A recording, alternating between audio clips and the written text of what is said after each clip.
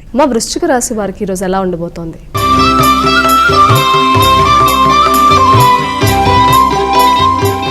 వృశ్చిక రాశి వాళ్ళకి ఈ రోజున నిద్రలేమి అంటే నిద్ర తక్కువగా ఉండడం, తర్వాత అనుకోని ద్వేషం అంటే బంధువులతో అనుకోని వైరి అలాంటి వాటికి అవకాశం, ఆకస్మిక ధన వ్యయాలకి ఆస్కారం ఉంది. కాబట్టి వీటి విషయంలో జాగ్రత్తలు తీసుకుంటూ ఎక్కడా కూడా సమస్య రాకుండా ప్రణాళికాపరంగా ముందుకెళ్ళడానికి ప్రయత్నాలు చేయాలి. అలాగే దీంట్లోకి వచ్చే నక్షత్రాల్లో మనం విశాఖ నక్షత్రం 4వ పాదం చెప్పాం. అలాగే విశాఖ, అనురాధ, జ్యేష్ఠ.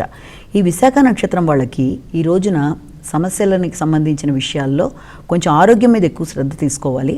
అలాగే మనస్తాపానికి మొదలైన వాటికి ఆస్కారం ఉన్న రీత్యా ఆరోగ్య రీత్యా మానసికంగా కొంచెం జాగ్రత్తలు తీసుకుంటూ వీళ్ళు ముందుకెళ్ళాలి.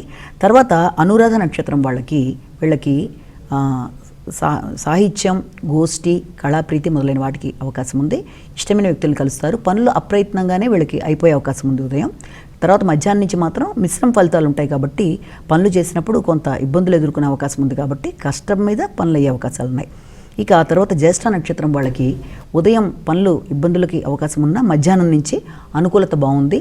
ఆశించిన పనులు ఆకస్మికంగా వీళ్ళకి జరగడం అనేది, మంచి వ్యక్తుల్ని కలవడం, మంచి వ్యక్తులు వీళ్ళకి సహకరించడం, ధన వృద్ధి మొదలైన వాటికి ఆస్కారం ఉంది.